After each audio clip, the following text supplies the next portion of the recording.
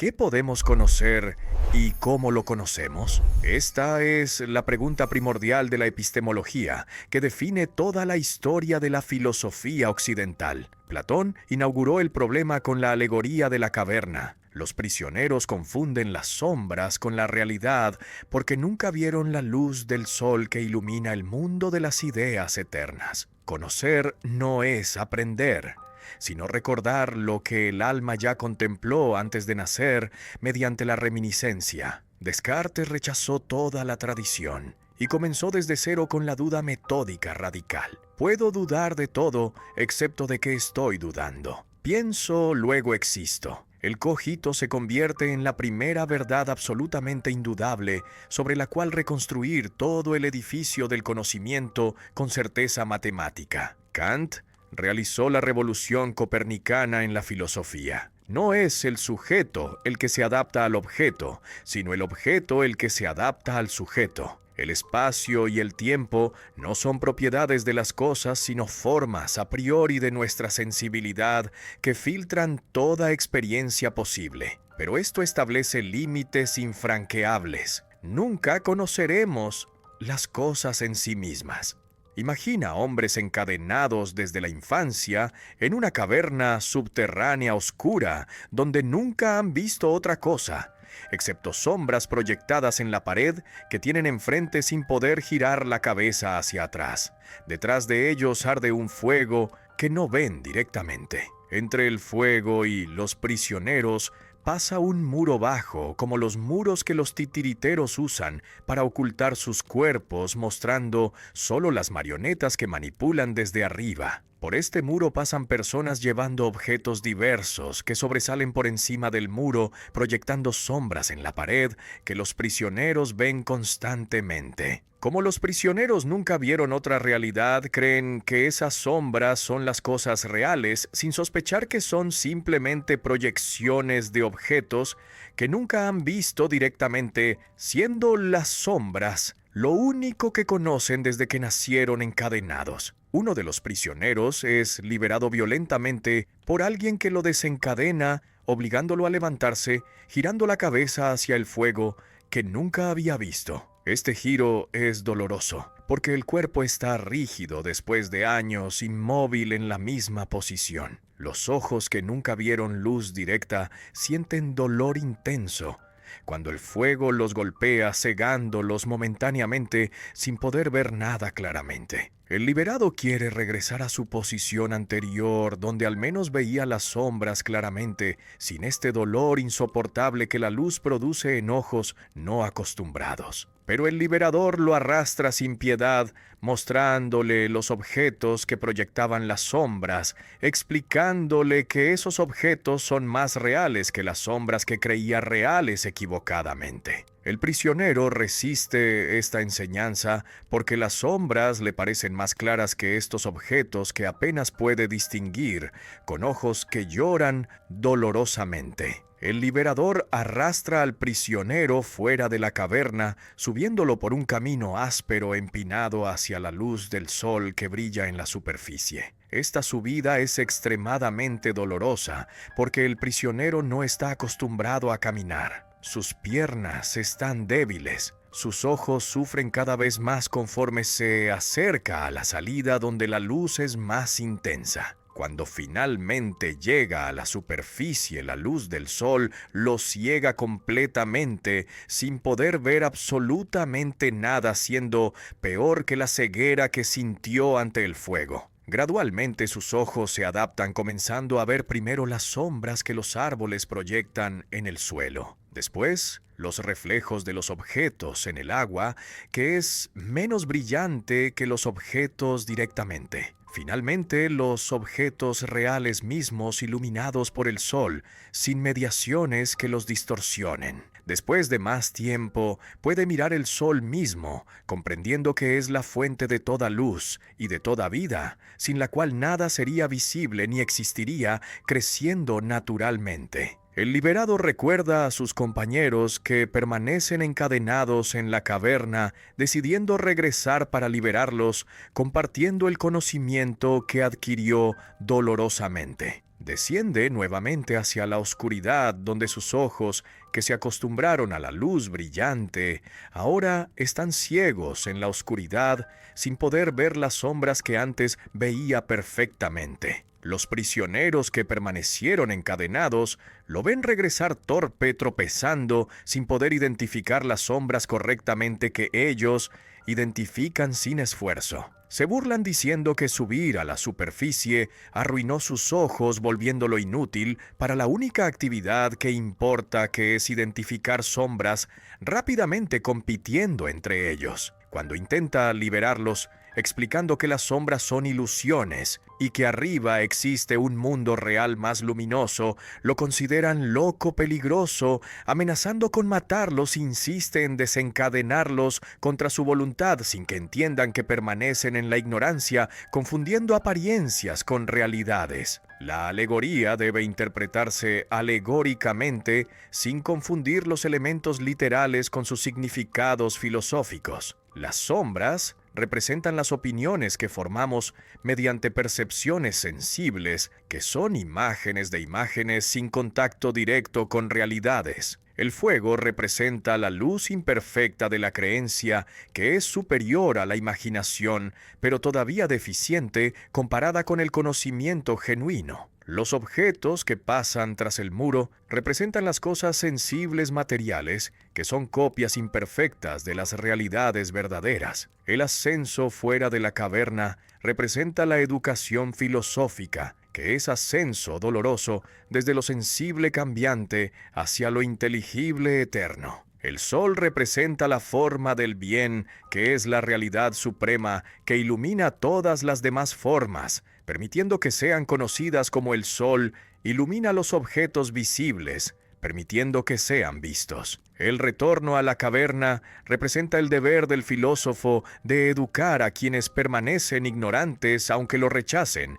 violentamente, sin reconocer su propio beneficio. El conocimiento verdadero exige conversión total del alma, que es giro radical, que reorienta completamente la dirección de la mirada desde lo sensible, que cambia constantemente, hacia lo inteligible, que permanece eternamente idéntico. No se trata de meter información en la mente vacía como quien llena un recipiente vertiendo líquido en él. Se trata de girar completamente el alma, que mira en dirección equivocada hacia las sombras, haciéndola mirar hacia la luz que ilumina, sin que este giro sea fácil ni placentero, siendo violento o doloroso, resistido por quien lo experimenta, sin comprender inicialmente que es para su beneficio. Esta conversión es educación auténtica, que transforma radicalmente al sujeto, sin simplemente añadir conocimientos que dejan intacta la orientación fundamental del alma, que permanece mirando en la misma dirección equivocada, acumulando información sin sabiduría que la transforme verdaderamente. ¿Cuántos caballos existen en el mundo, siendo imposible contarlos todos, sin importar cuánto tiempo dediquemos a esta tarea interminable? Miles o millones de caballos nacen y mueren continuamente sin que podamos determinar el número exacto que existe en cada momento. Pero además de todos estos caballos particulares que vemos galopando en praderas, existe algo más que llamamos la forma del caballo, o el caballo en sí, que es único, eterno, perfecto, inmutable, sin nacer ni morir nunca. Este caballo en sí no es un caballo particular más grande o más perfecto que los demás. Es aquello que hace que todos los caballos sean caballos, sin ser el mismo un individuo que pueda contarse entre los caballos particulares que pueblan la tierra temporalmente. Existen dos niveles de realidad radicalmente distintos que no deben confundirse bajo pena de no entender nada de la filosofía platónica. El mundo sensible contiene las cosas materiales cambiantes que vemos, tocamos y olemos constantemente sin que permanezcan idénticas a sí mismas. Un caballo envejece, enferma, cambia de color, pierde fuerza y finalmente muere dejando de existir completamente. El mundo inteligible contiene las formas eternas, inmutables, perfectas, que no vemos con los ojos corporales, sino que comprendemos con la inteligencia pura sin mediaciones sensibles. La forma del caballo no envejece, no cambia, no muere, no tiene partes que puedan separarse porque es simple, perfecta, eterna, existiendo independientemente de los caballos particulares que la imitan defectuosamente sin alcanzar nunca su perfección inmutable. Las cosas sensibles son copias imperfectas de las formas sin ser las formas mismas que copian inadecuadamente. Un caballo particular imita defectuosamente la forma del caballo, sin realizar completamente todas las perfecciones que la forma posee esencialmente. Este caballo es cojo, aquel tiene manchas, otro es enfermizo, sin que ningún caballo particular realice perfectamente todas las características que definen al caballo perfecto, que es la forma eterna. Un acto justo particular participa imperfectamente de la forma de la justicia, sin ser completamente justo porque está mezclado con circunstancias particulares que lo contaminan, impidiendo que sea puramente justo sin ninguna injusticia mezclada que lo manche inevitablemente. Las formas son universales perfectos que existen independientemente de las cosas particulares que las ejemplifican defectuosamente. La belleza en sí existe eternamente sin depender de las cosas bellas que participan de ella temporalmente. Si todos los objetos bellos del mundo fueran destruidos simultáneamente, la forma de la belleza continuaría existiendo sin afectarse, porque su existencia no depende de las cosas bellas siendo anterior y superior a ellas ontológicamente. La igualdad en sí existe aunque nunca hayamos visto dos cosas perfectamente iguales, siendo toda igualdad sensible aproximada, sin alcanzar la igualdad perfecta que pensamos sin verla directamente mediante los ojos corporales que solo captan igualdades imperfectas aproximadas. Existe jerarquía entre las formas sin que todas sean iguales en perfección ni en importancia metafísica. En la cima está la forma del bien, que es la forma suprema que ilumina todas las demás formas. Como el sol ilumina los objetos visibles haciéndolos visibles mediante su luz, sin la cual permanecerían invisibles en la oscuridad. El bien no solo hace que las formas sean cognoscibles, sino que les da su ser mismo, sin el cual no existirían en absoluto. Esta supremacía del bien es análoga a la supremacía del sol, que no solo permite ver, sino que también hace crecer las plantas mediante su calor, siendo fuente de visibilidad y de vida simultáneamente, sin que podamos separar estas funciones que el sol cumple unificadamente. Solo las formas pueden ser objeto de conocimiento verdadero, mientras que las cosas sensibles solo producen opinión cambiante, sin estabilidad, que permita llamarla conocimiento genuino. Las cosas sensibles cambian constantemente, sin permanecer idénticas a sí mismas, siendo imposible conocerlas en sentido estricto, porque cuando las conocemos ya han cambiado siendo diferentes de lo que eran cuando comenzamos a conocerlas. Solo lo que permanece eternamente idéntico puede conocerse verdaderamente, porque el conocimiento requiere estabilidad que las cosas cambiantes no poseen por definición. Esta exigencia de inmutabilidad explica por qué Platón rechaza que el conocimiento sensorial sea genuino conocimiento, siendo simplemente opinión que varía según las circunstancias sin alcanzar certeza que merezca llamarse conocimiento propiamente dicho. Un maestro llama a un esclavo sin educación que nunca estudió geometría haciéndole preguntas sobre un problema geométrico específico. Dibuja un cuadrado en la arena, preguntándole cuánto mide el área si cada lado mide 2 pies. El esclavo calcula correctamente que el área es 4 pies cuadrados, multiplicando 2 por 2 sin dificultad. El maestro pregunta entonces cómo construir un cuadrado con área de 8 pies cuadrados sin decirle la respuesta. El esclavo propone duplicar los lados haciendo un cuadrado de 4 pies por lado, pero calcula que esto da 16 pies cuadrados sin ser la respuesta correcta que busca. Mediante preguntas cuidadosas, sin darle información directa, el maestro lo guía hasta descubrir que la respuesta correcta es usar la diagonal del cuadrado original como lado del nuevo cuadrado sin que nadie le haya enseñado esto explícitamente. Este experimento que Platón narra en el Menón demuestra la doctrina de la reminiscencia, que afirma que conocer no es adquirir información nueva del exterior, sino recordar verdades que el alma ya posee internamente desde antes de nacer. El alma existió antes de encarnarse en el cuerpo material y contempló directamente las formas en el mundo inteligible puro sin interferencias que oscurecieran esta contemplación perfecta. Durante esta existencia previa, el alma vio la forma de la igualdad, la forma del triángulo, la forma del número sin mediaciones sensibles que distorsionaran estas visiones, siendo conocimiento directo inmediato de las realidades inteligibles puras sin mezcla de elementos materiales que las contaminen imperfectamente. Al encarnarse en un cuerpo material, el alma olvida lo que vio previamente durante su existencia incorpórea. El nacimiento produce un olvido de las realidades inteligibles contempladas antes de la vida terrestre, siendo este olvido efecto del choque traumático que significa entrar en un cuerpo material que distrae constantemente al alma mediante sensaciones placenteras o dolorosas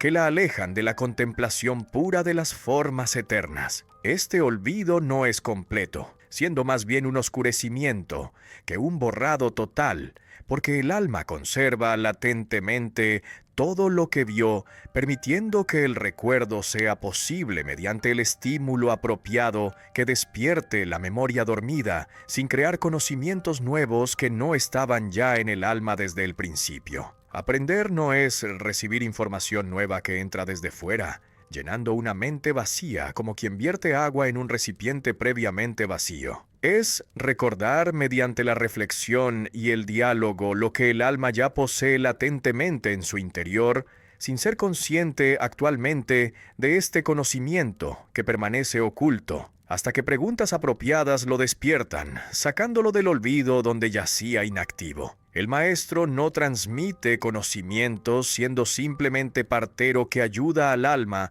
a dar a luz conocimientos que ya poseía internamente sin reconocerlo explícitamente. Esta imagen de la mayéutica que Sócrates usa frecuentemente invierte completamente la imagen tradicional del maestro como fuente de conocimiento que fluye hacia el estudiante que lo recibe pasivamente sin contribuir nada propio. Las cosas sensibles despiertan el recuerdo de las formas sin ser ellas mismas, las formas que recordamos mediante su estímulo. Al ver dos palos aproximadamente iguales, el alma recuerda la igualdad perfecta que contempló antes de nacer, reconociendo simultáneamente que estos palos no son perfectamente iguales, siendo solo aproximaciones defectuosas de la igualdad perfecta que pensamos sin verla directamente. Esta dualidad es crucial porque muestra que el alma posee un estándar de perfección que no puede haber adquirido mediante la experiencia sensible que solo presenta ejemplos imperfectos, sin mostrar nunca la perfección misma que usamos como criterio para juzgar que los ejemplos son imperfectos. Lo imperfecto remite a lo perfecto que debe conocerse previamente para que el reconocimiento de la imperfección sea posible sin caer en círculos que presuponen lo que deben explicar fundamentalmente. La doctrina de la reminiscencia se conecta directamente con la inmortalidad del alma, demostrando que el alma debe ser inmortal sin poder ser mortal como el cuerpo que perece. Si el alma conoció las formas antes de nacer, entonces debe haber existido antes del nacimiento, sin comenzar a existir cuando el cuerpo comienza a existir. Esta preexistencia implica que el alma es inmortal, porque lo que existió antes del cuerpo puede existir después del cuerpo sin depender del cuerpo para su existencia, que es independiente, siendo el alma sustancia separable que puede existir sin el cuerpo, aunque normalmente esté unida a él durante la vida terrestre. Esta inmortalidad no es simplemente supervivencia post-mortem, sino preexistencia y supervivencia que rodean la vida corporal desde ambos extremos temporales, sin que el alma nazca ni muera realmente, siendo estos eventos solo uniones y separaciones del cuerpo, sin afectar la existencia eterna del alma que permanece siempre idéntica. Dibuja una línea horizontal en la arena, dividiéndola primero en dos segmentos desiguales, donde el segmento superior es más largo que el inferior.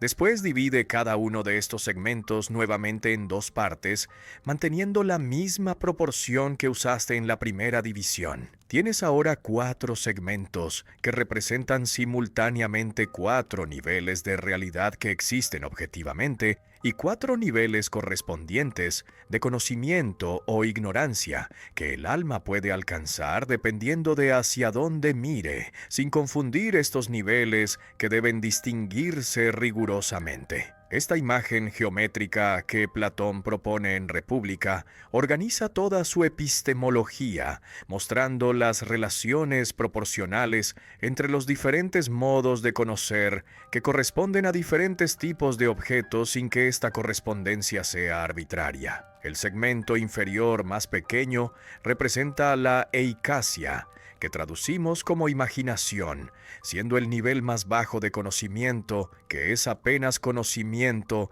mereciendo llamarse más bien ignorancia profunda. Este nivel contiene sombras que los objetos proyectan, reflejos que aparecen en espejos o en agua quieta, imágenes que los artistas pintan copiando objetos reales, representaciones de segundo orden que no son las cosas mismas sino copias de copias, que se alejan doblemente de la realidad. Quien vive en este nivel confunde estas imágenes con las realidades que representan, siendo el nivel más alejado de la verdad, donde las ilusiones dominan completamente, sin que el sujeto sospeche siquiera que está engañado creyendo que las sombras son las cosas reales, sin haber visto nunca los objetos que las proyectan desde atrás. El segundo segmento, que es más grande que el primero, mantiene con él la misma proporción que el segmento visible completo mantiene con el segmento inteligible completo. Representa la pistis que traducimos como creencia o fe,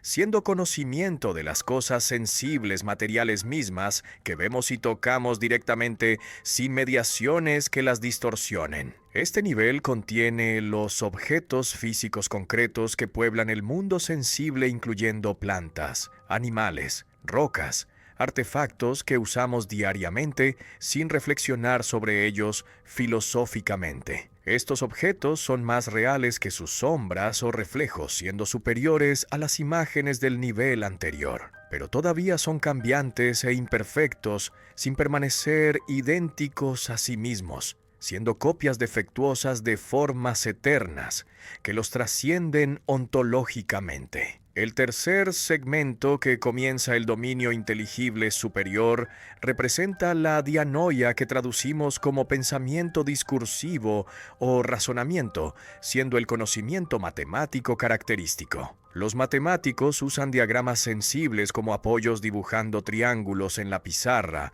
o círculos en el papel, pero no piensan realmente sobre estas figuras particulares que son imperfectas. Piensan las relaciones inteligibles que estos diagramas representan inadecuadamente, siendo las verdades geométricas universales sobre triángulos en general, sin importar si los diagramas particulares son exactos o inexactos. Este razonamiento avanza desde hipótesis que acepta sin cuestionarlas, fundamentalmente usando estas hipótesis como puntos de partida para deducir consecuencias que se siguen necesariamente sin regresar a examinar los fundamentos que permanecen hipotéticos sin justificación última que los valide absolutamente. El segmento superior más grande que corona la línea representa la noesis, que traducimos como intelección pura o comprensión dialéctica, siendo el conocimiento filosófico supremo de las formas mismas sin apoyo sensible que lo contamine. El filósofo dialéctico asciende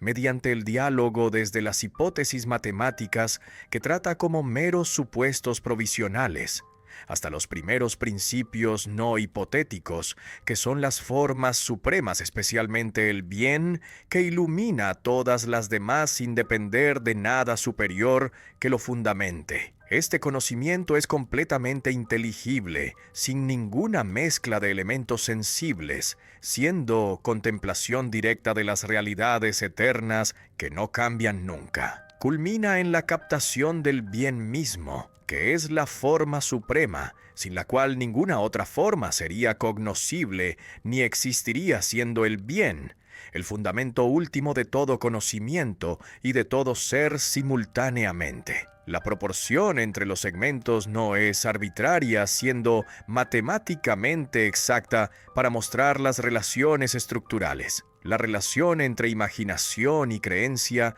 es exactamente la misma que entre pensamiento discursivo e intelección pura, sin que estas proporciones puedan modificarse, sin destruir la estructura del conocimiento completo. Esta identidad proporcional muestra que el mundo sensible completo se relaciona con el mundo inteligible completo, exactamente como cada nivel inferior se relaciona con su superior inmediato, siendo la estructura del conocimiento fractal, donde el patrón se repite en diferentes escalas sin variaciones que rompan la simetría fundamental. Esta elegancia matemática no es decorativa, siendo parte esencial de la doctrina que muestra que el universo está ordenado racionalmente según proporciones geométricas que la razón puede descubrir mediante reflexión sobre las relaciones que estructuran tanto la realidad como el conocimiento que la capta adecuadamente. ¿Qué es la justicia, siendo esta pregunta aparentemente simple la que inicia el diálogo República, que se extiende durante 10 libros sin que la respuesta sea obvia inmediatamente? Alguien propone que la justicia es decir la verdad y devolver lo que se debe cumpliendo las obligaciones contraídas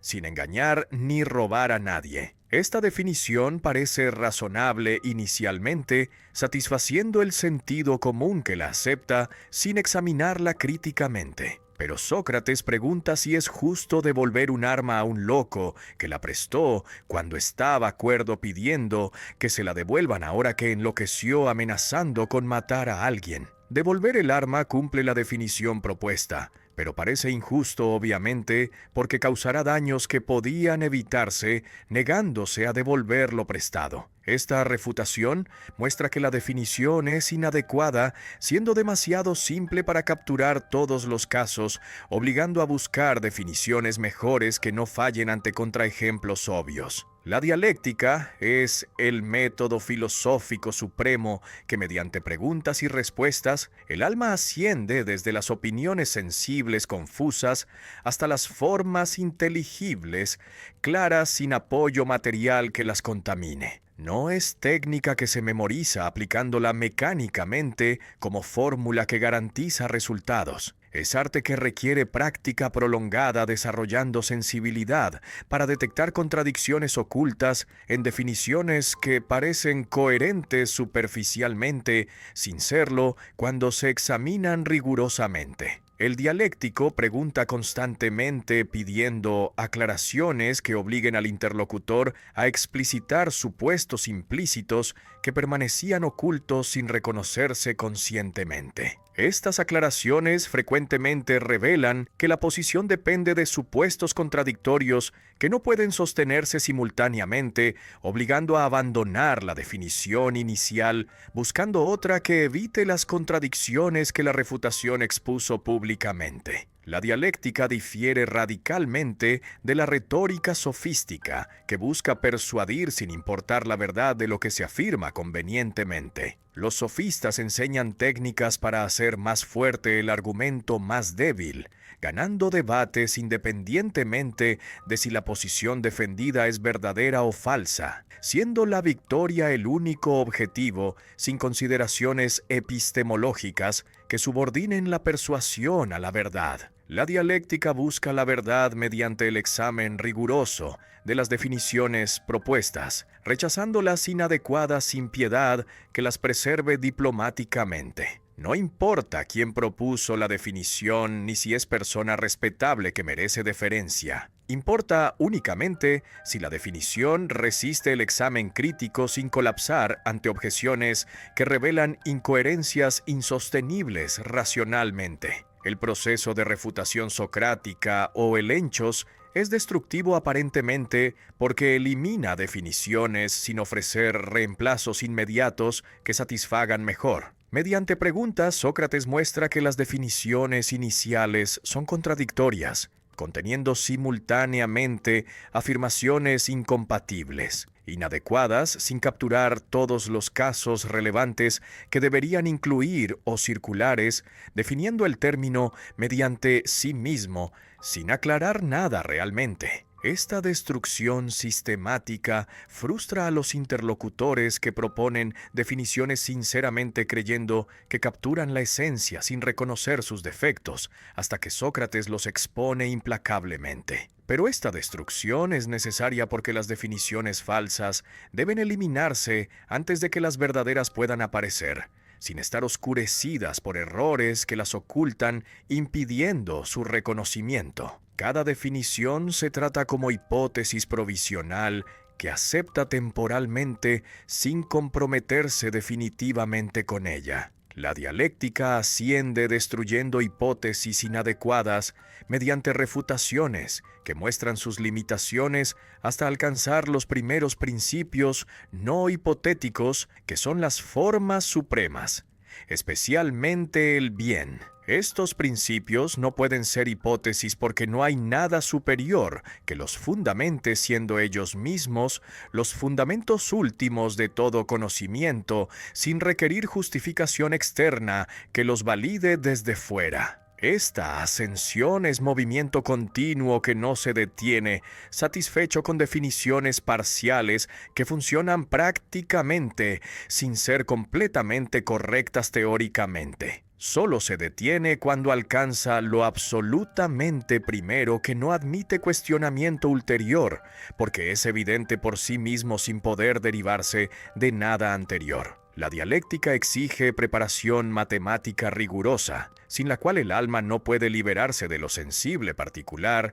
ascendiendo hacia lo inteligible universal. Las matemáticas entrenan el alma para pensar lo universal abstracto que no vemos con los ojos corporales, desprenden la mente de lo sensible particular cambiante, acostumbrándola a operar con entidades puramente inteligibles. El estudiante que domina geometría ya sabe pensar triángulos universales sin confundirlos con diagramas particulares que los representan inadecuadamente. Esta capacidad es indispensable para la filosofía, que debe pensar las formas sin confundirlas con las cosas sensibles que las imitan defectuosamente. Por esto Platón inscribió sobre la puerta de la academia que nadie entre sin conocer geometría, siendo este requisito no arbitrario, sino absolutamente necesario para quien pretende filosofar genuinamente sin permanecer atrapado en el nivel de la opinión sensible que confunde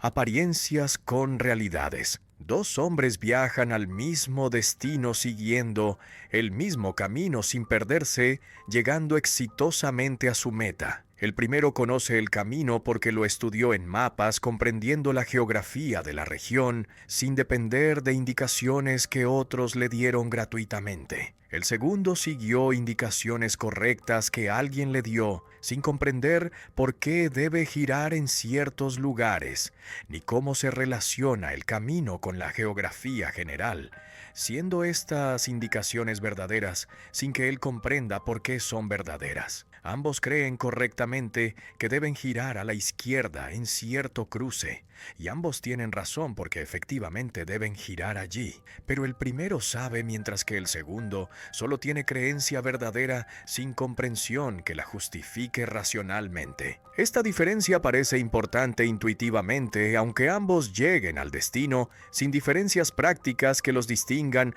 observablemente. El diálogo. Teteto que Platón escribe en su madurez examina la pregunta ¿qué es el conocimiento?, proponiendo tentativamente que el conocimiento parece ser una creencia u opinión verdadera acompañada de un logos que es una explicación racional que la justifica y fundamenta sin ser simplemente creencia afortunada que acierta casualmente. Esta definición captura la intuición de que saber es más que creer correctamente, requiriendo además comprender por qué lo creído es verdadero sin aceptarlo ciegamente, confiando en autoridades que podrían estar equivocadas. Distingue conocimiento de opinión verdadera, que son diferentes epistemológicamente, aunque coincidan prácticamente en muchos casos, sin que esta coincidencia elimine la diferencia fundamental que los separa cualitativamente. La creencia verdadera sin justificación es insuficiente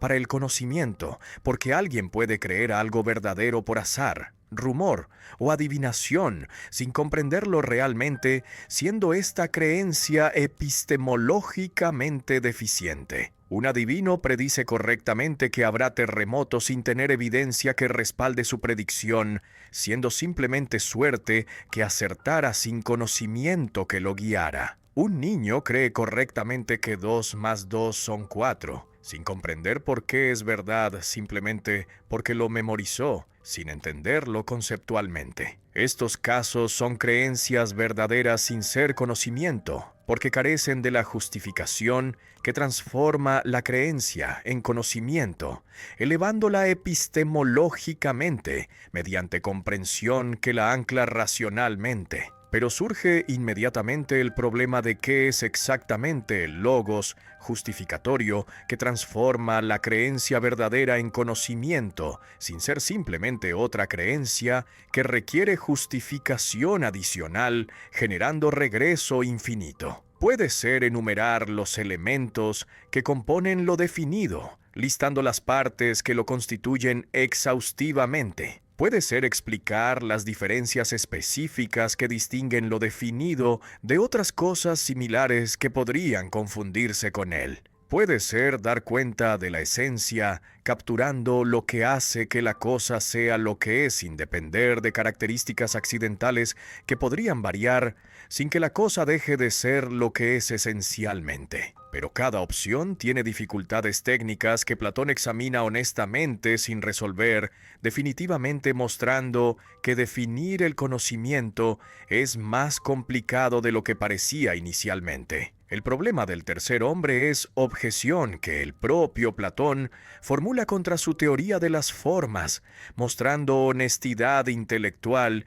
que examina críticamente sus propias doctrinas sin defenderlas dogmáticamente. Si los caballos particulares se parecen a la forma del caballo porque participan de ella, entonces parece necesaria una tercera forma que explique el parecido entre los caballos particulares y la forma del caballo sin que esta explicación sea trivial. Esta tercera forma requiere una cuarta que explique su parecido con la tercera, y así indefinidamente, generando regresión infinita que vuelve la teoría inútil, porque postula infinitas formas para explicar cada semejanza sin poder detenerse en un punto que no requiera explicación ulterior. El teeteto termina en aporía, sin resolver el problema de definir el conocimiento, reconociendo que es más difícil de lo esperado, sin que Platón ofrezca solución definitiva que cierre la investigación satisfactoriamente. Esta honestidad contrasta con filósofos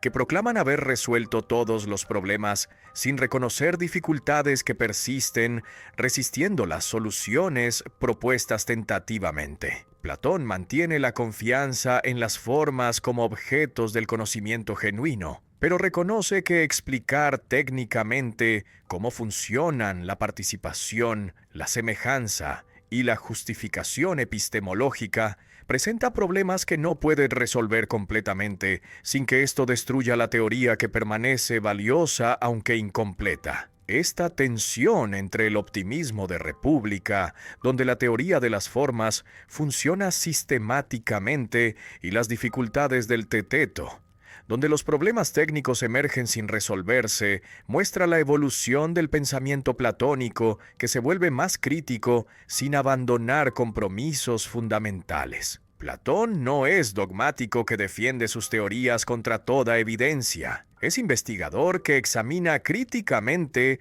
sus propias doctrinas modificándolas cuando descubre problemas sin pretender que son perfectas desde el inicio, sin necesitar revisiones que las mejoren progresivamente.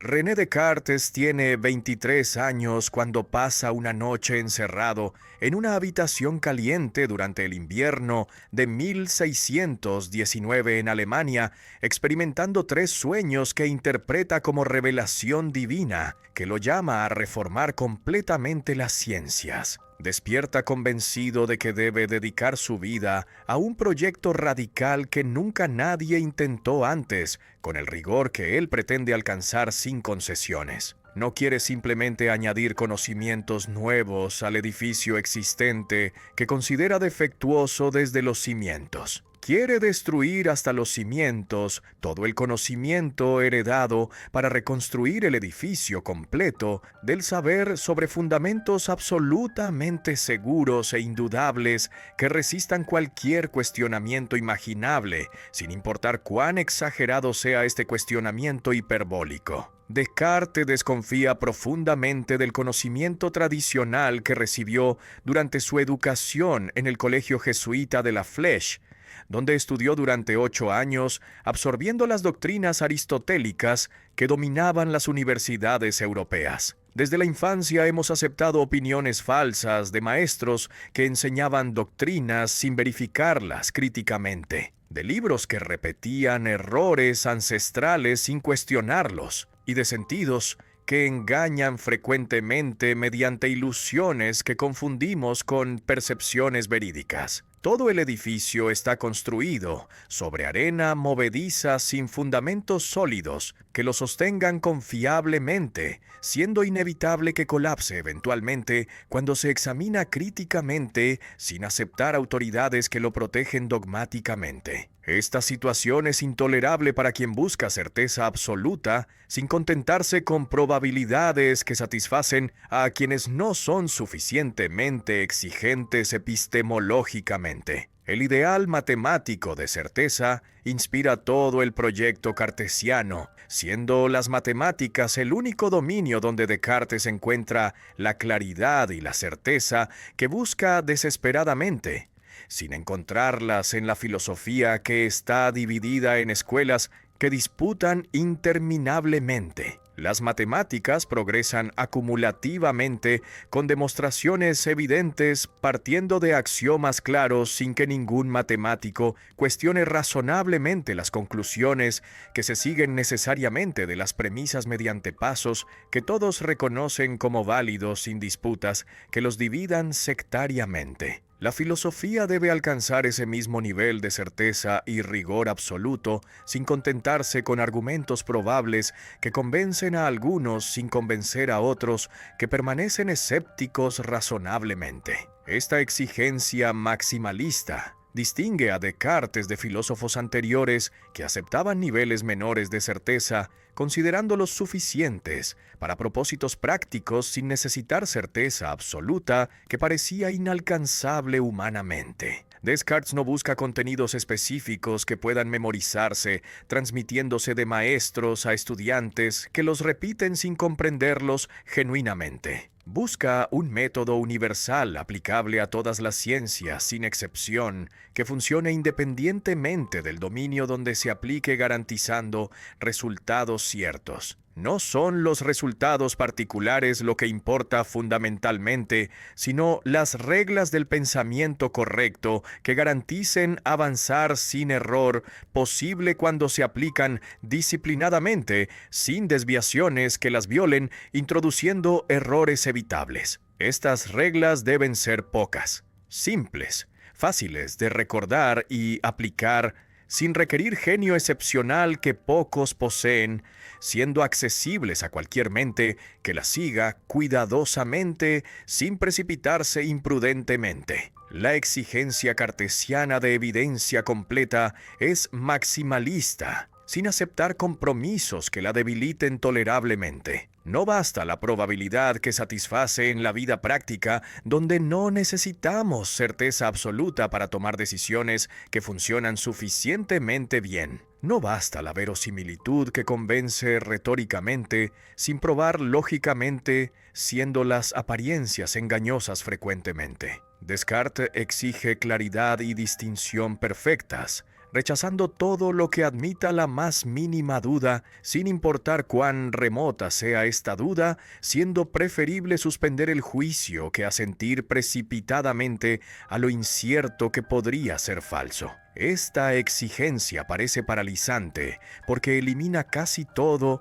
lo que creemos ordinariamente sin reflexionar críticamente. Pero Descartes considera que esta eliminación es necesaria siendo el precio que debe pagarse para alcanzar certeza genuina que valga este sacrificio doloroso. La ambición del proyecto cartesiano es impresionante, pretendiendo refundar completamente la metafísica, que estudia el ser y Dios, la física, que estudia la naturaleza material, la medicina, que estudia el cuerpo humano, y la moral, que estudia cómo vivir correctamente. Todas estas disciplinas deben reconstruirse sobre bases absolutamente ciertas que nadie pueda cuestionar jamás racionalmente, sin que las disputas interminables que caracterizaban la filosofía tradicional persistan indefinidamente sin resolverse. Esta pretensión de finalidad que cierra las investigaciones alcanzando verdades definitivas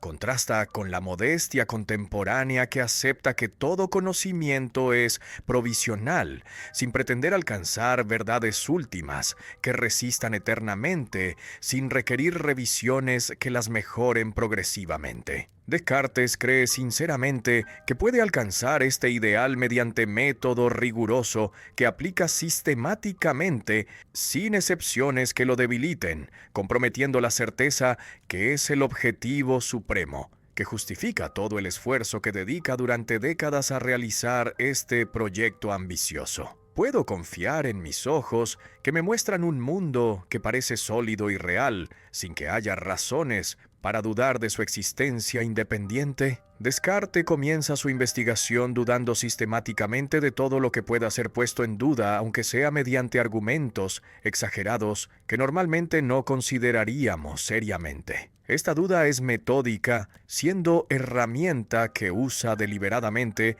para descubrir certezas sin ser escepticismo genuino, que afirma dogmáticamente que no podemos conocer nada verdaderamente. Es hiperbólica, porque exagera deliberadamente las dudas más allá de lo razonable ordinariamente, sin limitarse a dudas que ocurren naturalmente en la vida cotidiana, donde confiamos en los sentidos sin cuestionarlos, constantemente paralizándonos. Los sentidos a veces engañan produciendo ilusiones ópticas que percibimos como reales sin reconocer inmediatamente que son ilusiones que desaparecen cuando las examinamos cuidadosamente. Una torre cuadrada parece redonda desde lejos sin que esta apariencia corresponda a la realidad que descubrimos acercándonos. Un bastón recto parece quebrado cuando se sumerge parcialmente en agua, sin que realmente esté quebrado, siendo la refracción de la luz lo que produce esta apariencia engañosa. Las distancias parecen más cortas o más largas de lo que realmente son según las condiciones atmosféricas que distorsionan la percepción sin que reconozcamos estas distorsiones inmediatamente. Si los sentidos engañan a veces, entonces no podemos confiar absolutamente en ninguna percepción sensorial sin verificarla mediante otros medios que podrían también estar engañados sistemáticamente. La duda del sueño es más radical, cuestionando no solo percepciones particulares, sino la totalidad de la experiencia sensorial. No hay criterio seguro para distinguir vigilia de sueño, siendo imposible probar en este momento que no estoy soñando vívidamente, sin que haya diferencia cualitativa que me permita distinguir con certeza absoluta. Todo lo que parece real ahora podría ser un sueño, del cual despertaré en cualquier momento, descubriendo que nada era real, siendo todo ilusión onírica sin correspondencia con realidades externas. Incluso la percepción del propio cuerpo, que parece indudable, podría ser ilusoria, siendo el cuerpo que veo y siento parte del sueño, sin que haya cuerpo real que corresponda a estas percepciones, que parecen tan vívidas como las percepciones que tengo cuando estoy despierto, sin poder distinguirlas introspectivamente. El genio maligno es la hipótesis más extrema que Descartes introduce para radicalizar la duda sin dejar nada que escape a su alcance destructivo. Imagina que existe un Dios engañador todopoderoso que me hace errar incluso en las verdades matemáticas más evidentes, como 2 más 3 igual a 5, que parecen absolutamente ciertas sin admitir dudas razonables. Este genio maligno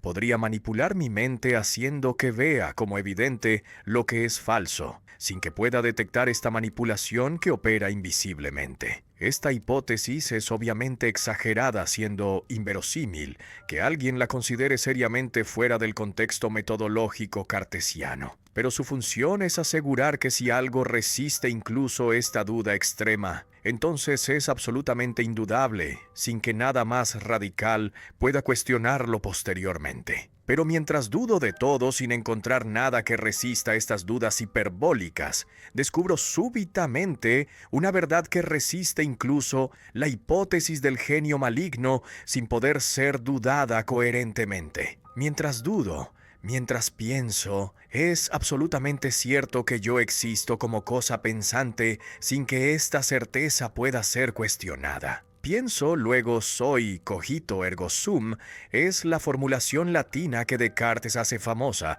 siendo la primera certeza indudable que funda todo el sistema que construirá sobre este fundamento inconmovible. Incluso si todo lo que pienso es falso, incluso si el genio maligno me engaña constantemente, es necesario que yo exista para ser engañado, sin que el engaño sea posible si no hay sujeto que sea engañado efectivamente. El cogito tiene características especiales que lo distinguen de otros conocimientos, siendo intuición inmediata, sin ser razonamiento que infiere la existencia desde premisas anteriores. No es silogismo donde la conclusión se deriva de premisas mediante pasos lógicos que podrían cuestionarse. Es captación directa de mi propia existencia, mientras pienso sin mediaciones que introduzcan dudas. Es la primera certeza indudable que resiste incluso la hipótesis del genio maligno, demostrando que hay al menos una verdad absoluta que puedo conocer con certeza completa. Esta verdad es fundamento de todo el sistema cartesiano, siendo la roca sólida,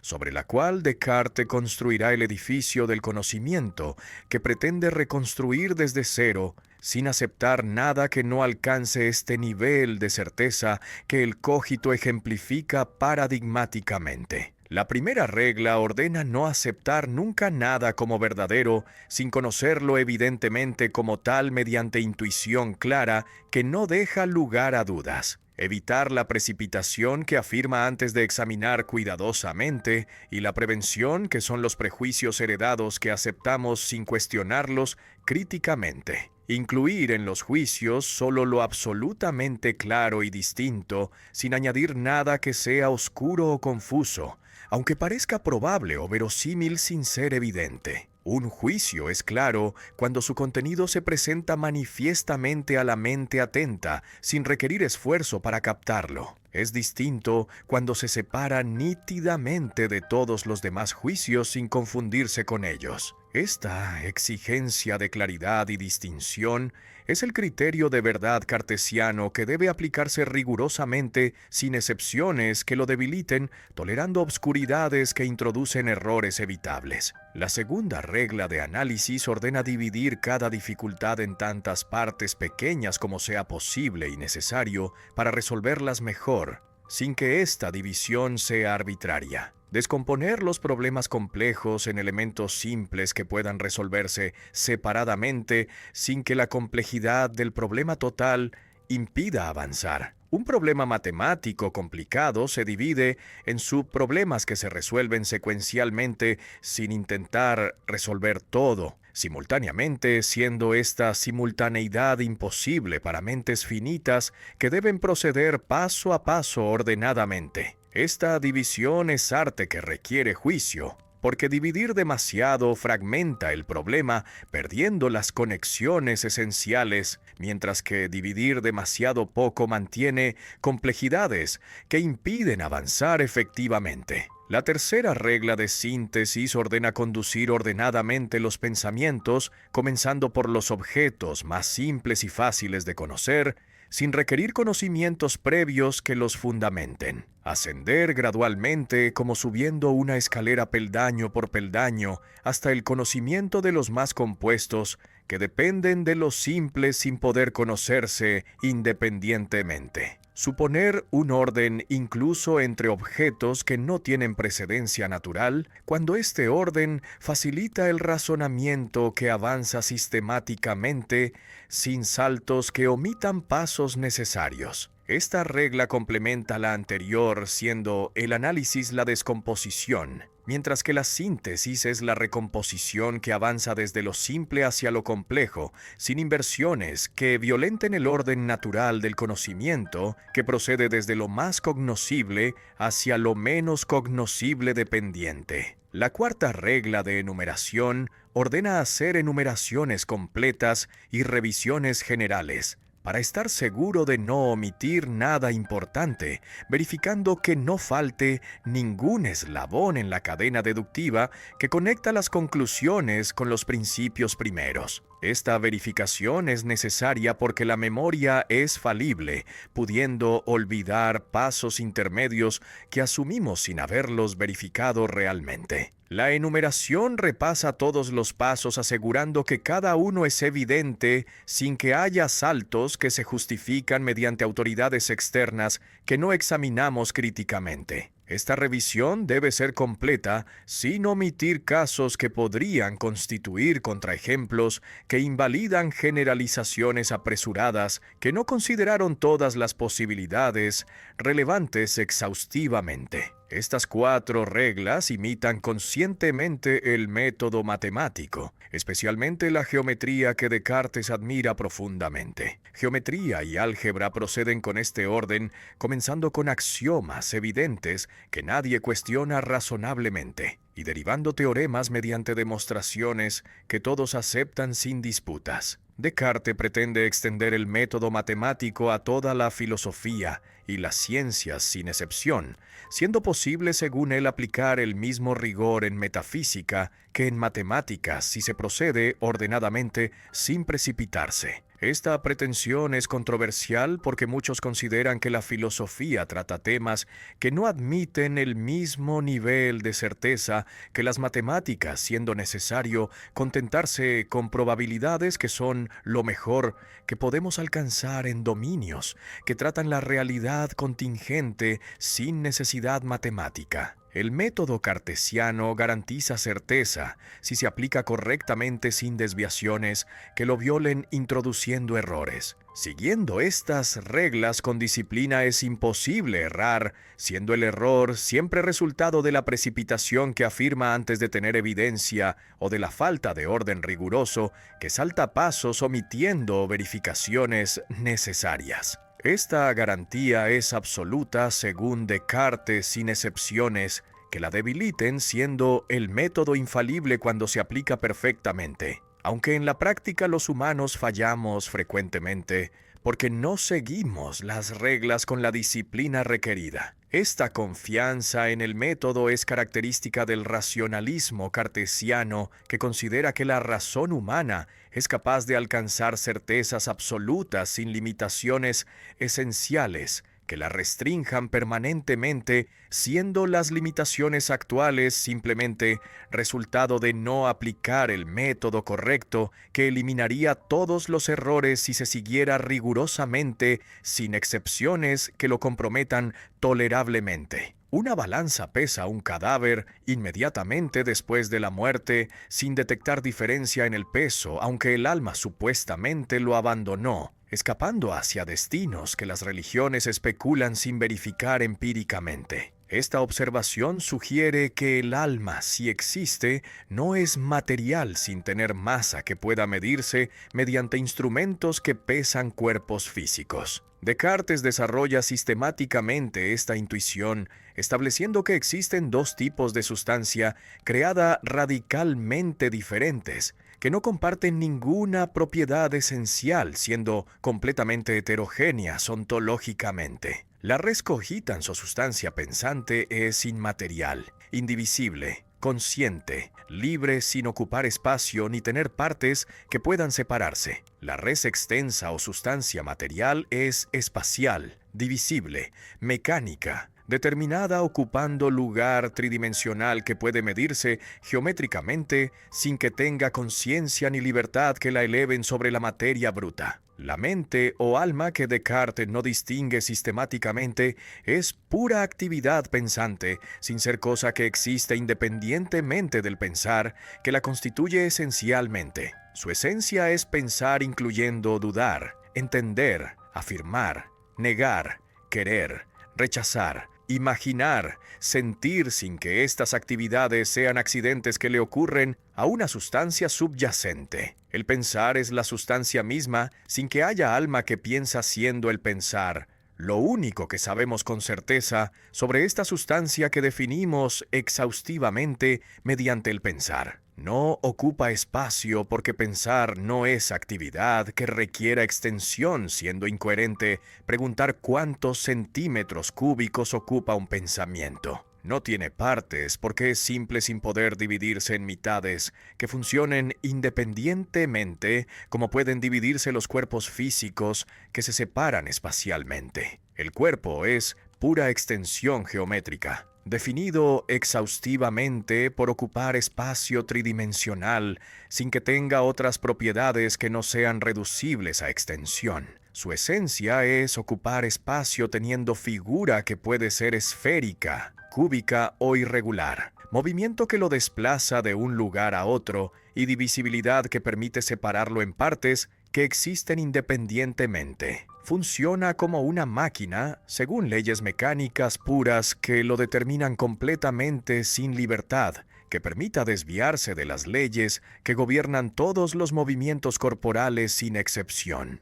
Los animales son máquinas complicadas sin almas que los animen siendo sus comportamientos completamente explicables mediante mecanismos que no requieren postular conciencia que los guíe intencionalmente. Esta doctrina escandaliza porque parece negar que los animales sufren siendo sus gritos simplemente ruidos mecánicos sin expresar dolores genuinos que sentirían si tuvieran almas conscientes. Descartes prueba la distinción real entre mente y cuerpo mediante argumento que usa la claridad y distinción como criterio de posibilidad metafísica. Puedo concebir clara y distintamente la mente sin el cuerpo imaginando mi existencia como puro ser pensante sin cuerpo que ocupe espacio. Puedo concebir clara y distintamente el cuerpo sin la mente, imaginando materia extensa que existe mecánicamente sin conciencia que la anime. Si puedo concebir clara y distintamente dos cosas separadamente,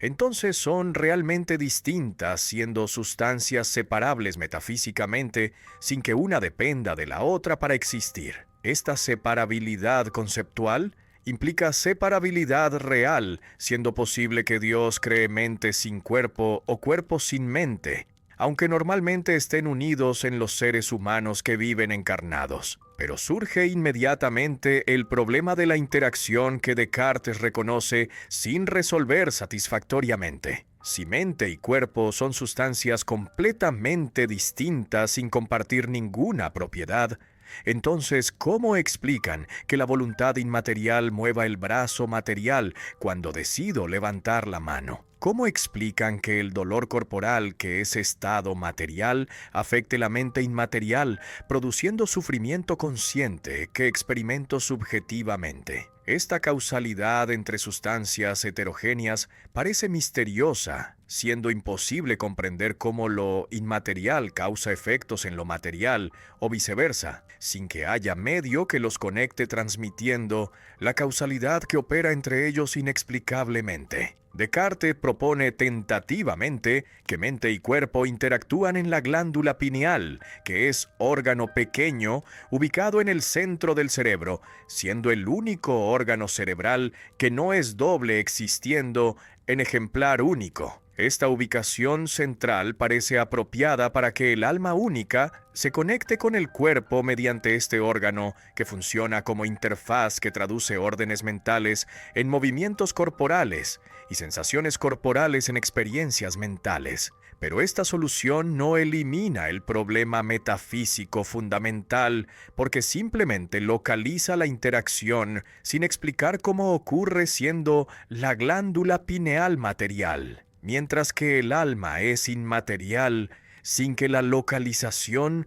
resuelva el misterio de cómo sustancias heterogéneas interactúan causalmente, afectándose mutuamente mediante mecanismos que Descartes no puede explicar satisfactoriamente sin abandonar el dualismo que es central en su sistema metafísico, que depende de la distinción radical entre las dos sustancias que define exhaustivamente. Un bebé recién nacido que nunca vio triángulos ni estudió geometría ya posee la idea de triángulo que está en su mente desde el nacimiento sin necesitar experiencia que se la proporcione externamente. Esta afirmación controversial distingue a Descartes de los empiristas que sostienen que todas las ideas provienen de la experiencia sensorial sin excepciones que violen esta regla universal. Descartes clasifica las ideas según su origen, distinguiendo tres tipos que funcionan diferentemente epistemológicamente. Ideas innatas que nacieron con la mente sin depender de la experiencia que las causara desde fuera. Ideas adventicias que parecen venir de objetos externos que las producen mediante percepciones que las transmiten al interior. Ideas facticias que inventamos nosotros mismos combinando elementos de ideas previas, creando objetos imaginarios que no existen realmente. Las ideas innatas incluyen la idea de Dios, que es la idea de un ser infinitamente perfecto, que no puede originarse en la experiencia, que solo presenta seres finitos imperfectos, sin mostrar nunca la infinitud perfecta directamente. Las verdades matemáticas como 2 más 2 son 4 y la suma de los ángulos del triángulo es 180 grados son innatas sin depender de mediciones empíricas que las confirmen inductivamente. Los primeros principios lógicos, como el principio de no contradicción que afirma que nada puede ser y no ser simultáneamente, están en la mente desde el nacimiento, sin requerir experiencias que los enseñen mediante ejemplos que los ilustren concretamente. Estas ideas están en la mente potencialmente sin ser conscientes actualmente, requiriendo ocasiones que las actualicen, despertándolas del estado latente donde permanecen ocultas. Las ideas adventicias son las percepciones sensoriales de colores, sonidos, olores, sabores, texturas, que parecen venir de objetos externos que existen independientemente, causando estas percepciones mediante procesos físicos que las transmiten. Veo rojo porque hay objeto rojo que emite o refleja luz que llega a mis ojos, produciendo la sensación de rojo sin que esta sensación sea arbitraria. Oigo sonido porque hay objeto que vibra produciendo ondas que llegan a mis oídos causando la sensación auditiva que experimento pasivamente sin generarla voluntariamente. Pero Descartes duda de su correspondencia exacta con la realidad exterior,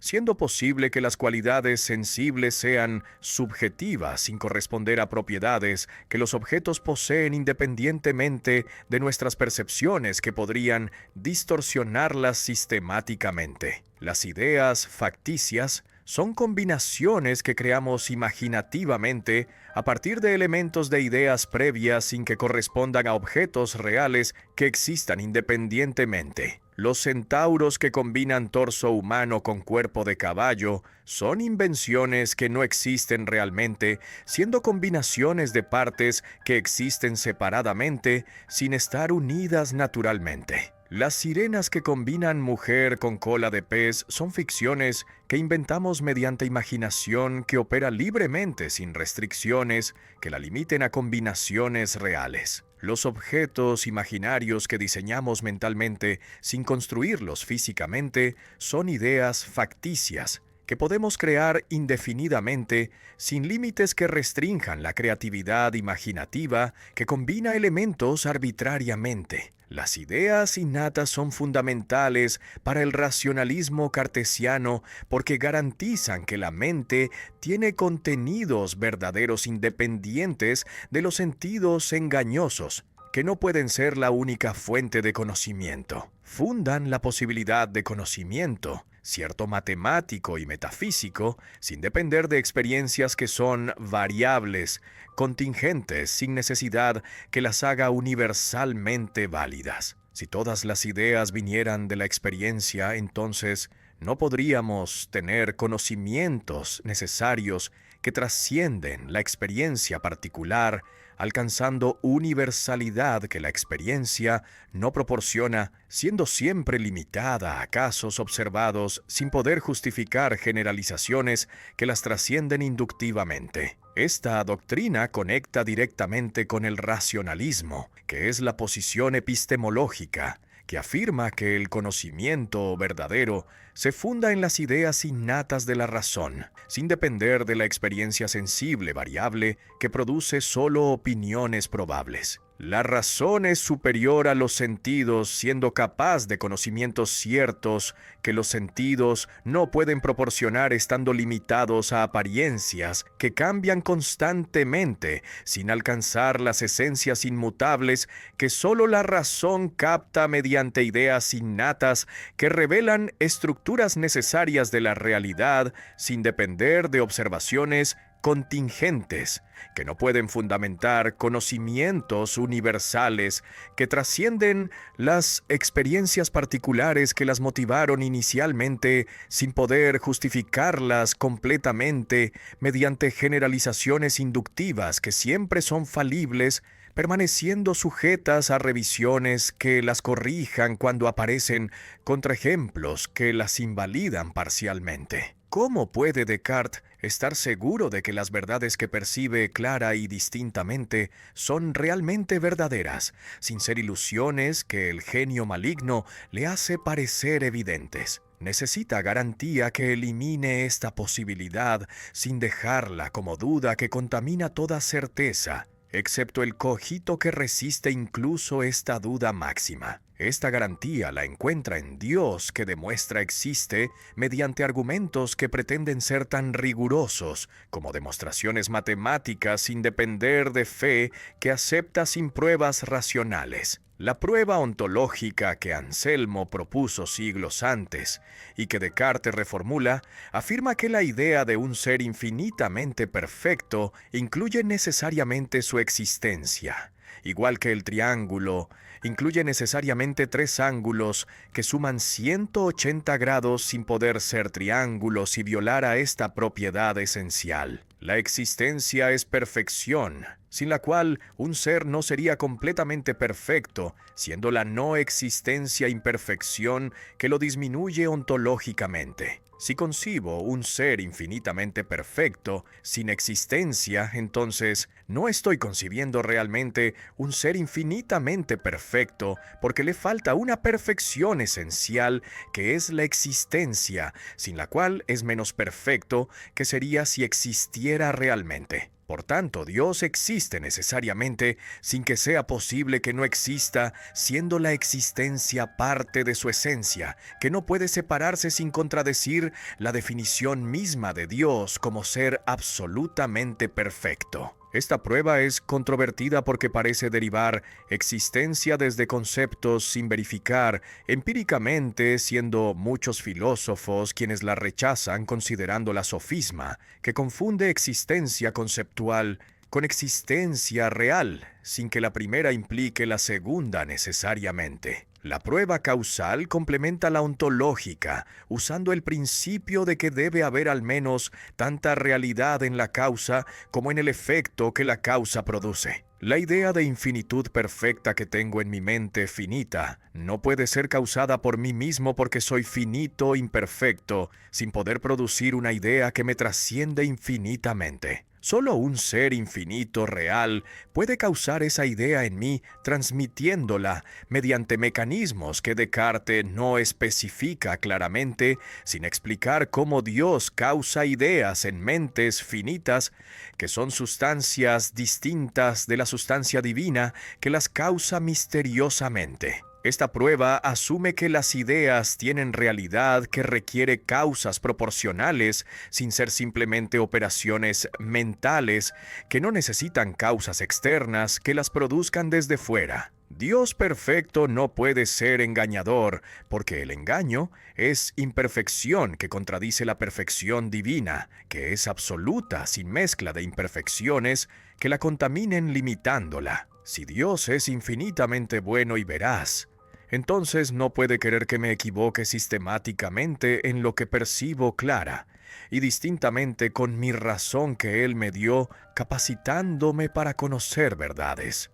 Esto significaría que Dios es malicioso creando facultades que funcionan defectuosamente sin propósito, que justifique esta malicia que sería incompatible con su bondad esencial. Por tanto, Dios garantiza la verdad de las ideas claras y distintas, sin que esta garantía sea externa a la naturaleza divina, siendo consecuencia necesaria de su perfección, que implica veracidad sin excepciones que la violen contradictoriamente. Puedo confiar en mi razón porque Dios bueno no permitiría que me equivoque cuando uso correctamente las facultades que Él me dio, diseñándolas para funcionar correctamente. Esta confianza no es ciega, siendo fundada en la demostración de la existencia y veracidad divinas que Descartes pretende haber establecido con certeza absoluta sin depender de fe que sería circular. Pero surge inmediatamente la objeción del círculo cartesiano que generaciones de filósofos han señalado sin que Descartes resuelva satisfactoriamente. Parece que necesito a Dios para confiar en la razón que percibe ideas claras y distintas. Pero necesito confiar en la razón para demostrar a Dios mediante argumentos que usan la razón que todavía no está garantizada sin Dios, que la garantice posteriormente. Las posibles salidas del círculo que Descartes y sus defensores proponen sin consenso completo incluyen distinguir entre certeza psicológica inmediata que tengo mientras percibo algo clara y distintamente, y certeza metafísica estable que persiste después de dejar de percibir, siendo esta segunda la que requiere garantía divina. O separar la intuición del cogito, que es absolutamente primera, sin requerir garantía de las demostraciones posteriores que requieren memoria, que Dios debe garantizar, sin que esta memoria sea tan cierta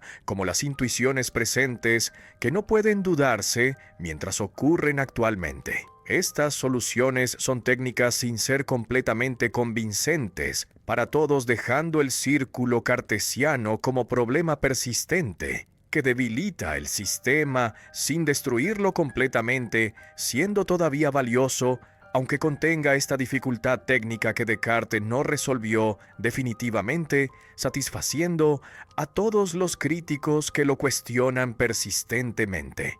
Immanuel Kant vive toda su vida en Königsberg, sin salir nunca de esta ciudad prusiana donde nace, estudia, enseña y muere sin conocer el mundo más allá de su provincia natal. Pero revoluciona la filosofía desde este lugar remoto, proponiendo una inversión radical que compara explícitamente con la revolución que Copérnico realizó en astronomía. Antes de Copérnico, todos creían que el Sol giraba alrededor de la Tierra, siendo esta creencia tan obvia que nadie la cuestionaba seriamente, sin parecer loco. Copérnico invirtió audazmente este modelo, poniendo al Sol en el centro, mientras la Tierra gira alrededor de él, sin que las apariencias cambien, porque seguimos viendo el Sol moverse por el cielo.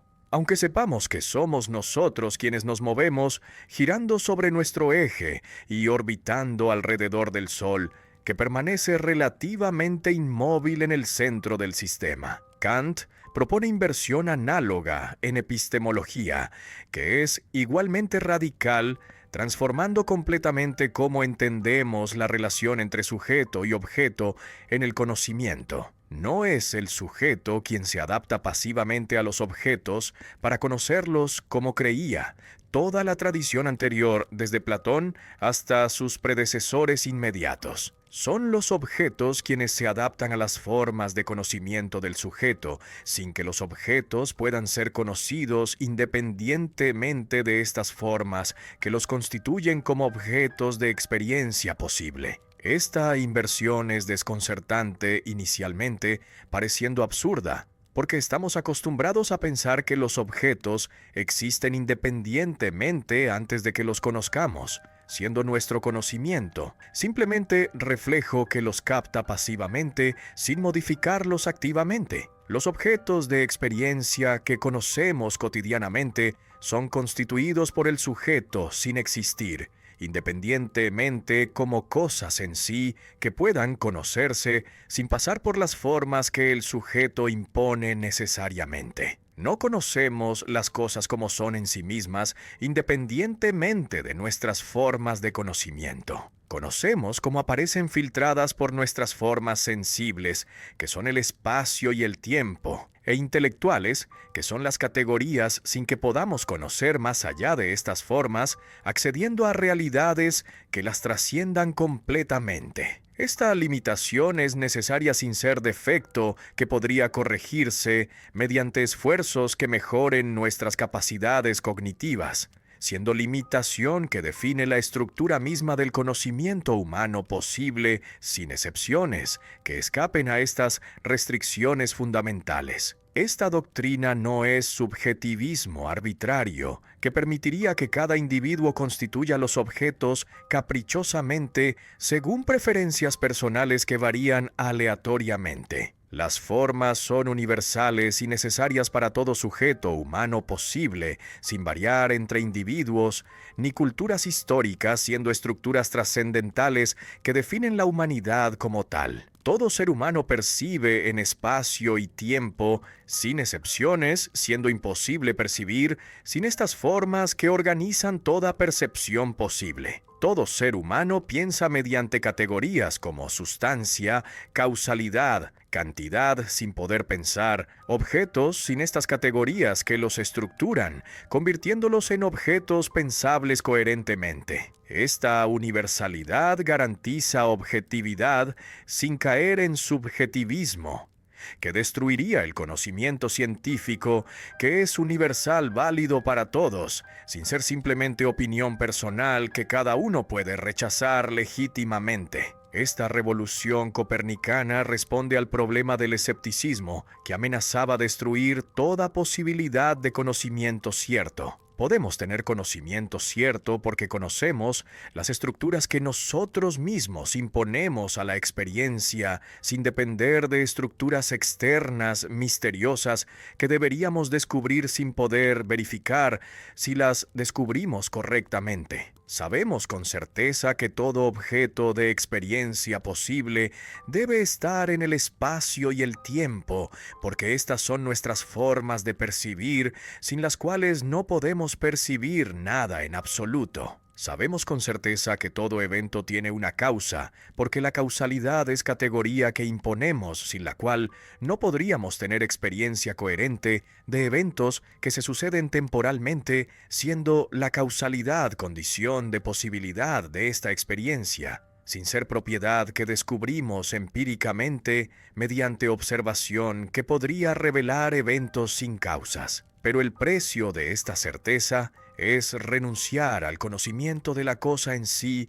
que es la realidad independiente de nuestras formas de conocimiento. El noúmeno, que es como llamamos a las cosas en sí mismas, queda fuera del alcance del conocimiento teórico, sin que podamos saber nada sobre cómo son las cosas independientemente de cómo las conocemos mediante nuestras formas.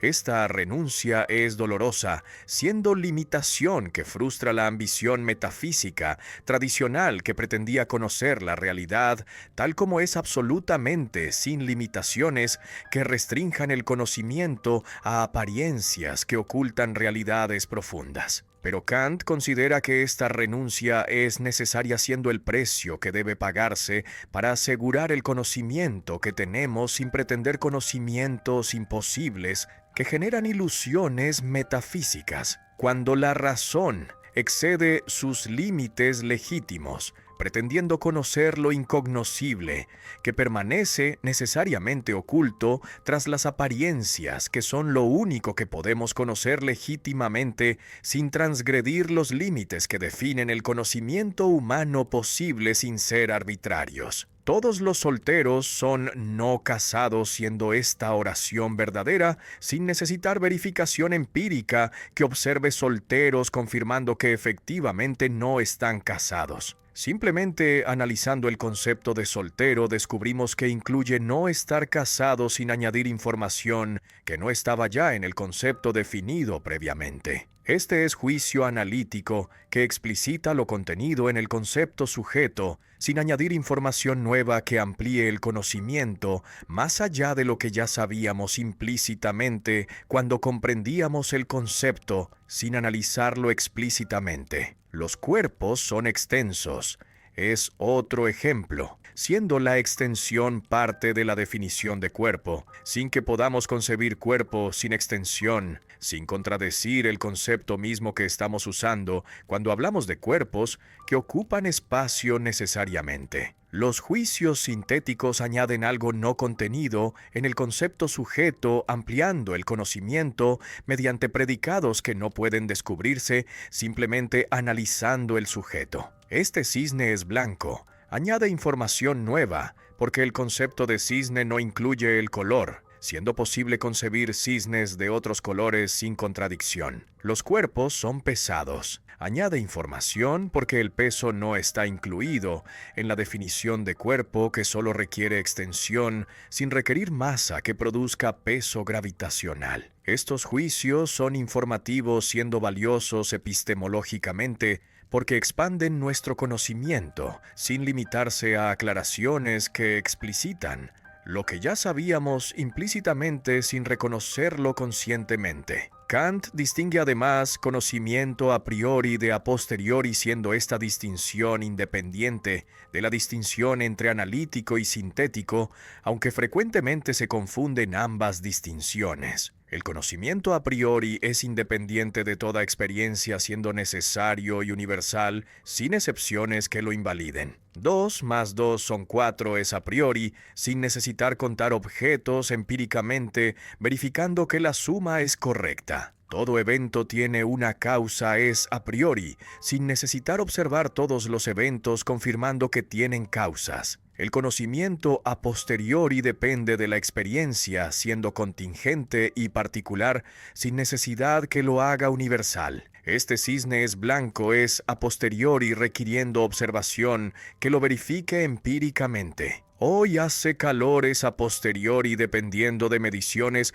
que confirmen la temperatura sin que pueda conocerse, independientemente de la experiencia que varía según circunstancias contingentes. Los juicios analíticos a priori son triviales, siendo verdaderos por definición, sin ampliar el conocimiento real, aunque aclaren conceptos mediante análisis lógico que hace explícito lo implícito. Todos los solteros son no casados. No enseñan nada nuevo sobre solteros, siendo simplemente explicación de qué significa la palabra soltero, sin añadir información empírica que amplíe el conocimiento factual. Estos juicios son necesarios, porque negarlos produce contradicción, siendo imposible que sean falsos lógicamente, pero son vacíos de contenido empírico, sin decirnos nada sobre el mundo que no sepamos ya cuando comprendemos los conceptos que usamos sin confundir sus significados. Los juicios sintéticos a posteriori son contingentes dependiendo de la experiencia variable que podría ser diferente sin contradicción lógica. Este cisne es blanco, amplía el conocimiento. informándonos sobre el color de un cisne particular, pero no es necesario siendo posible que el cisne fuera negro, sin que esto viole ninguna ley lógica. Hoy hace calor amplía el conocimiento, informándonos sobre la temperatura actual, pero no es universal, siendo la temperatura diferente en otros lugares o en otros momentos, sin que haya necesidad que la fije universalmente. Estos juicios son valiosos empíricamente, pero no pueden fundamentar ciencia que requiere necesidad y universalidad, sin contentarse con generalizaciones inductivas que siempre permanecen falibles sujetas a revisiones. El problema central que Kant plantea revolucionariamente es cómo son posibles los juicios sintéticos a priori que amplían el conocimiento añadiendo información nueva, y sin embargo son necesarios y universales, como las matemáticas que descubren verdades que no estaban en las definiciones sin ser simplemente generalizaciones empíricas. 7 más 5 son 12 es sintético, porque el concepto de 12 no está contenido en los conceptos de 7 y 5 que deben sumarse efectivamente para producir 12, sin que esta suma pueda descubrirse analizando los conceptos sin realizar la operación. La línea recta es la distancia más corta entre dos puntos es sintético, porque el concepto de línea recta no incluye el concepto de distancia más corta, debiendo esta verdad descubrirse sin estar implícita en la definición. Pero estas verdades son necesarias y universales sin excepciones, siendo válidas en todos los mundos posibles, sin depender de experiencias contingentes que podrían ser diferentes. La respuesta kantiana revolucionaria es que son posibles porque el sujeto impone estructuras necesarias a toda experiencia posible antes de cualquier experiencia particular, siendo estas estructuras las formas a priori que estudiaremos detalladamente en los capítulos siguientes, que desarrollan la estética y la analítica trascendentales que constituyen el núcleo de la crítica de la razón pura que Kant publica en 1781, revolucionando la filosofía permanentemente. ¿Puede alguien percibir algo sin percibirlo en el espacio, siendo esta percepción sin ubicación espacial inimaginable para seres humanos que percibimos todo espacialmente? Kant afirma radicalmente que espacio y tiempo no son propiedades de las cosas en sí mismas que existan independientemente de cómo las percibimos. Son formas mediante las cuales el sujeto ordena necesariamente toda intuición sensible recibida sin que pueda recibir intuiciones que no estén ordenadas espacio-temporalmente. Esta doctrina invierte completamente la concepción ordinaria que considera el espacio y el tiempo realidades objetivas que descubrimos mediante percepción, sin imponerlas nosotros mismos, organizando la experiencia, que sin estas formas sería caos incomprensible, sin estructura que permita orientarnos cognitivamente. El espacio es la forma del sentido externo, siendo la estructura que imponemos a todo lo que percibimos como exterior a nosotros, sin excepciones que escapen a esta forma universal. Todo lo que percibimos como fuera de nosotros aparece necesariamente situado en relaciones espaciales tridimensionales que organizan la percepción mediante arriba-abajo, cerca-lejos, izquierda-derecha, adelante-atrás sin que podamos percibir objetos externos sin ubicarlos, en estas relaciones que estructuran el espacio que no percibimos directamente, siendo forma mediante la cual percibimos todo lo demás. No es que veamos el espacio siendo el espacio el modo como vemos siendo condición de posibilidad de toda percepción externa, sin ser el mismo objeto que percibimos entre otros objetos. El tiempo es la forma del sentido interno, siendo la estructura que imponemos a todo lo que percibimos, tanto exterior como interior, sin excepciones, porque todo lo percibido aparece necesariamente en sucesión temporal. Todo lo que percibimos aparece en relaciones temporales, que organizan la experiencia mediante antes-después, simultáneo sucesivo, pasado, presente, futuro, sin que podamos percibir nada sin ubicarlo temporalmente en estas relaciones que estructuran el tiempo. El tiempo es más fundamental que el espacio, porque las percepciones internas que no están en el espacio están siempre en el tiempo, siendo el tiempo forma universal de toda experiencia, sin restricciones, mientras que el espacio solo organiza la experiencia externa sin aplicarse a la experiencia interna que se temporaliza sin espacializarse necesariamente. Espacio y tiempo son intuiciones puras sin ser conceptos que se apliquen a múltiples instancias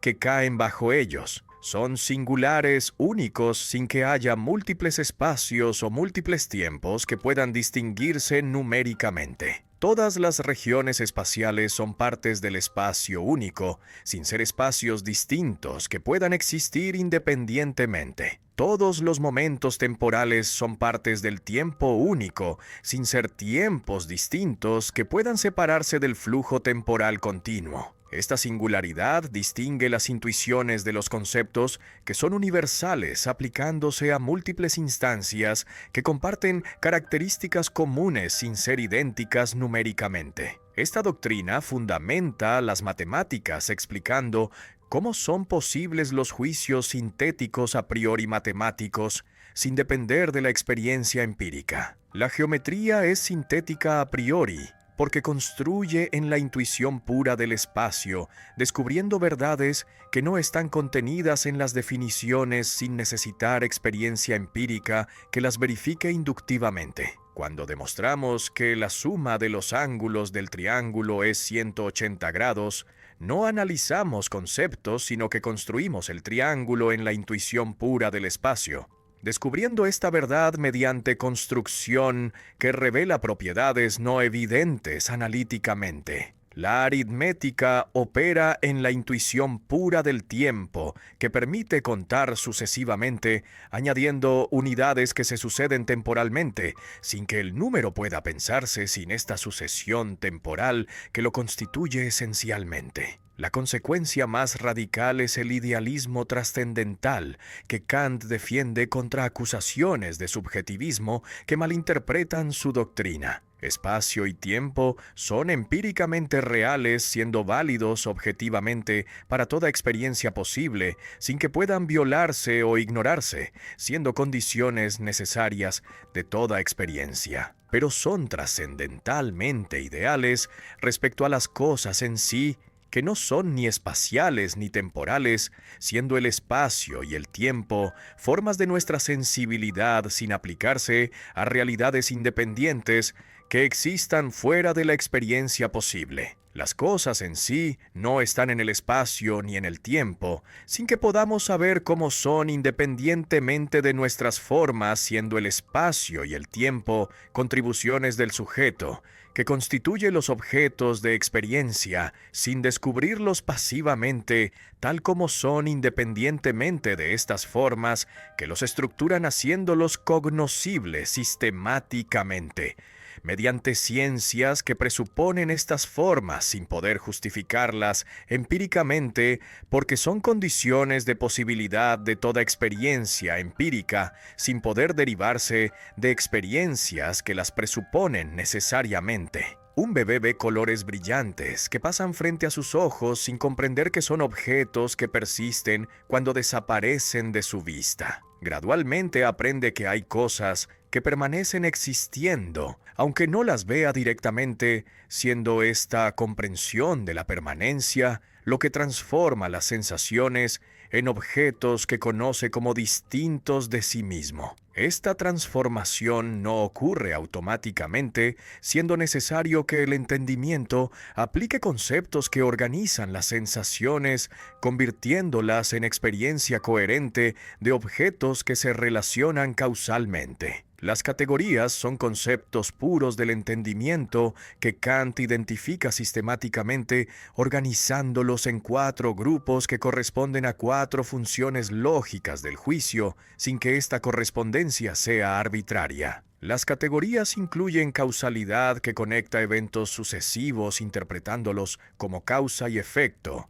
sin que esta conexión sea visible directamente. sustancia que interpreta sensaciones cambiantes como propiedades de objetos que permanecen idénticos bajo los cambios que experimentan superficialmente. Cantidad que organiza intuiciones múltiples, unificándolas en totalidades que pueden contarse numéricamente. Cualidad que distingue realidades de negaciones y limitaciones que las restringen parcialmente. Modalidad que distingue lo posible de lo real y lo necesario sin que estas distinciones sean empíricas observándose directamente. Relación que conecta sustancias, causas con efectos y partes con todos que las incluyen comprensivamente. Estos conceptos organizan los datos sensibles en objetos de experiencia coherentes, estructurados sin que esta estructuración sea opcional, pudiendo evitarse mediante esfuerzos que la eliminen voluntariamente. La deducción trascendental, que es el argumento más difícil de la crítica de la razón pura, demuestra que las categorías son condiciones necesarias para que haya experiencia de objetos, sin las cuales solo habría un flujo caótico de sensaciones sin unidad ni sentido. Para que haya experiencia de objetos que reconozco como distintos de mí mismo, es necesario que las sensaciones estén unificadas mediante conceptos que las conectan interpretándolas como manifestaciones de objetos que causan estas sensaciones. Sin las categorías, las sensaciones serían múltiples inconexas, sin que pudiera reconocer que pertenecen a objetos que persisten conectándose causalmente con otros objetos en un mundo objetivo que todos compartimos intersubjetivamente. Esta necesidad no es simplemente psicológica, siendo condición trascendental que define la posibilidad misma de la experiencia objetiva, sin la cual no habría conocimiento, sino solamente sensaciones subjetivas, que no representan nada objetivo. El principio de causalidad ejemplifica cómo funcionan las categorías, mostrando que no es verdad empírica, descubierta por inducción generalizando observaciones particulares. Es condición a priori para que haya experiencia de eventos objetivos temporalmente ordenados, sin la cual no podríamos distinguir sucesiones objetivas de sucesiones subjetivas que ocurren solo en nuestra percepción, sin corresponder a cambios reales. Cuando veo que una bola golpea otra y la segunda se mueve, no observo la causalidad directamente viendo solo sucesión temporal. Interpreto esta sucesión como causal aplicando la categoría de causalidad que me permite distinguir esta sucesión objetiva de sucesiones meramente subjetivas, como cuando muevo la cabeza viendo primero una cosa y después otra, sin que haya conexión causal entre ellas, siendo simplemente mi percepción la que se sucede sin que los objetos cambien causalmente. Kant distingue rigurosamente entre fenómeno y noúmeno, siendo esta distinción fundamental para todo su sistema, sin la cual colapsa completamente. Conocemos fenómenos que son cosas como aparecen bajo nuestras formas sensibles, que son el espacio y el tiempo, e intelectuales que son las categorías sin poder conocerlas, independientemente de estas formas que las constituyen como objetos de experiencia posible. Pero no conocemos noúmenos, que son cosas como son en sí, independientemente de nosotros, sin relación a nuestras formas de conocimiento que las estructuran haciéndolas cognoscibles sistemáticamente. El noúmeno no es objeto que pueda conocerse, siendo concepto límite que marca la frontera del conocimiento posible sin que podamos transgredirla, accediendo a realidades que la trascienden completamente. Las categorías solo son válidas aplicadas a intuiciones sensibles posibles que pueden darse en la experiencia espacio-temporal sin que puedan aplicarse legítimamente más allá de la experiencia posible. Usarlas más allá de la experiencia tratando de conocer Dios, el alma inmortal o el mundo como totalidad genera ilusiones metafísicas sin contenido real, porque estas entidades no pueden darse en la experiencia espacio-temporal, siendo las categorías vacías cuando se aplican sin intuiciones correspondientes que las llenen de contenido empírico. Puedo pensar el noúmeno sin contradicción lógica, pero no puedo conocerlo, porque conocer requiere intuiciones que correspondan a los conceptos, proporcionando el contenido empírico que los conceptos organizan formalmente, sin poder generar contenido desde sí mismos, siendo formas vacías, sin intuiciones que las llenen. Cuando la razón aplica categorías como causalidad al mundo entero, preguntando si el mundo tiene causa primera o si la serie causal se extiende infinitamente, cae en contradicciones inevitables que Kant llama antinomias, demostrando que la razón ha excedido sus límites legítimos. Puede demostrarse con igual rigor que el mundo tiene causa primera y que no la tiene, siendo ambas demostraciones válidas, lógicamente sin que podamos decidir entre ellas, porque la pregunta trasciende los límites de la experiencia posible donde las categorías funcionan legítimamente. Estas antinomias son prueba de que hemos excedido los límites tratando de conocer lo incognoscible, siendo necesario reconocer humildemente que hay preguntas que no podemos responder sin que esta incapacidad sea defecto temporal, que la ciencia futura superará, sino limitación esencial que define el conocimiento humano posible, sin excepciones, que escapen a estas restricciones fundamentales que Kant establece definitivamente mediante la crítica de la razón pura, que examina las condiciones y los límites del conocimiento teórico sin pretender transgredirlos, alcanzando conocimientos imposibles que generan ilusiones cuando la razón se aventura más allá de sus fronteras legítimas sin reconocer que está operando en vacío, sin intuiciones que correspondan a los conceptos que aplica infructuosamente.